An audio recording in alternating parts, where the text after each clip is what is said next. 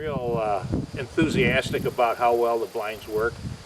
You think about the fact that you can hunt in a food plot, not just the edge of the food plot, or in a picked crop field, particularly in late season on a food source, and be right out amongst the animals. You do have an advantage in terms of scent control. It's not complete scent control, it's not magic, but we've had experiences with downwind deer, and as long as the windows are closed except for the one, generally speaking, you don't get winded. You can get picked off in the blinds if you don't keep the windows behind you closed. That's something we all got to remember, and myself included. You got to manage your openings so that it stays dark in there, and if you do that, generally speaking, you can get away with a lot of movement. But in trying to come up with a lightweight product, one that can withstand the wind, snow load, all the different elements, we had to build some strength into it. So we chose aluminum square tubing, and the two main structural pieces in the blind are the round hoops, and the square aluminum tubing of course is not corrosive, and it offers quite a bit of strength for the weight that's there. And the cross members are also of the same material, the square aluminum tubing. We developed a unique fastener so that we could have this blind be what we call the portable model. And the cross members fasten to the hoops with this this spring steel snap fastener, and it allows you to have a frame that's quite rigid without needing tools to put it together, or without having any loose pieces in the field. As a matter of fact, I've actually been successful putting it together a couple times at night by myself, which takes a little bit of practice, but it's possible to do that. We do have strengthening braces, which add rigidity to the blind, and these again are aluminum tubing, or aluminum flat stock, and they've got snap-in lugs that lock into the hoops, and this gives you real good side-to-side stability. I think that pretty much covers the frame. We do add the woven wire mesh on the top, which adds strength to the blind, but it also keeps the round shape of the blankets over the top of the blind, as you can see behind me. So that completes the framing. Actually, the last piece is to put the wire mesh on.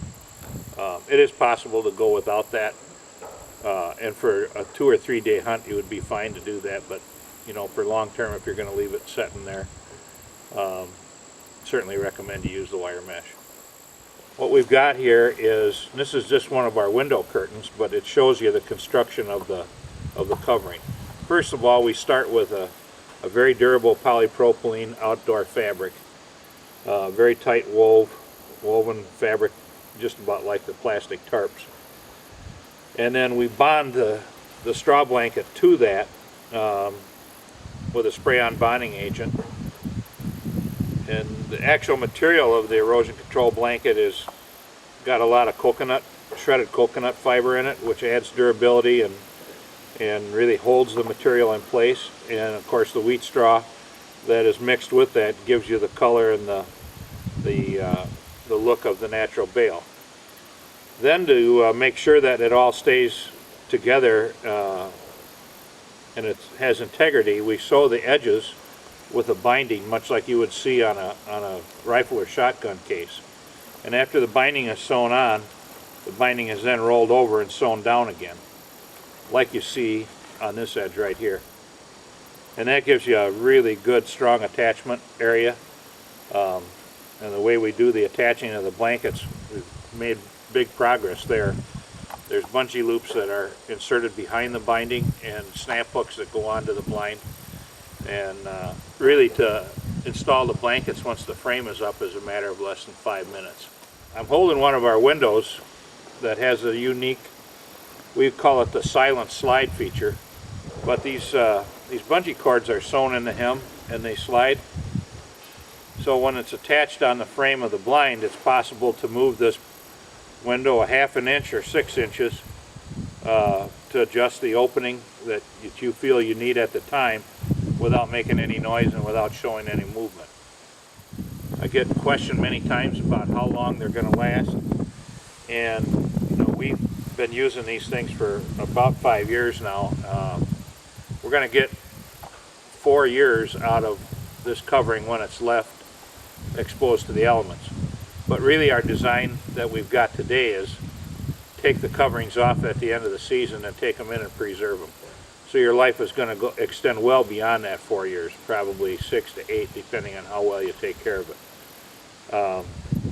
It is possible to replace the whole covering package, and roughly speaking that is about half the value of the blind. But if you feel your blind just needs a little dressing up on the straw itself, we can provide a straw only cover for about $100 for the blind. One thing that you can do is to use a plastic tarp over the blind itself with the coverings on, or if you take the coverings off, you could even cover up the frame with a plastic tarp.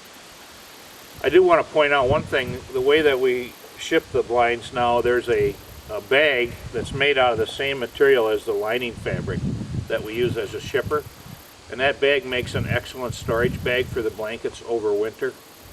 Once you get them dried out, it'll keep the mice out of there, and it'll keep them dry too. So kind of recommend you hang on to that bag when you get your blind and use it for that purpose. Another interesting thing that I got a report back last year, a gentleman from Missouri who was one of our first customers, bought a blind for his wife because she's the hunter in the family and he's the guide. And but he does do the coyote hunting, and he called me back in March and said that he had just taken a 17th coyote out of the blind. Limited, but the reports we've gotten back is that they just work tremendous. Antelope show no fear of them at all. And I know a lot of antelope have been killed out of cloth style pop-up blinds, but generally you do see them ducking the arrow and being a little fidgety around them. I mean, they're coming in to drink usually, but they know there's something there, and so the report I've gotten back is that these blinds are really, really effective on antelope. But more and more you're hearing about turkeys that are hanging up 75, 80 yards out and won't come into a decoy set. And a lot of things are blamed for that, but we have not seen that with the bale blinds. They come right in.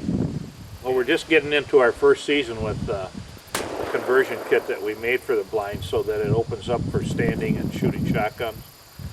And we've had 2 hunts that we've done so far, and the results look real good, but so far the shooters haven't done so good. So we got to improve on that, but the birds are not showing any fear of the blind. And use your chair and your weapon to determine the height and width of the windows that you want. If you're a muzzleloader hunter or crossbow hunter, they don't need to be tall and narrow. That's for a vertical bow because of the peep sight versus the arrow shaft. But like the sideways window in the back of this one would be great for a crossbow or a muzzleloader because you get more room to pan side to side.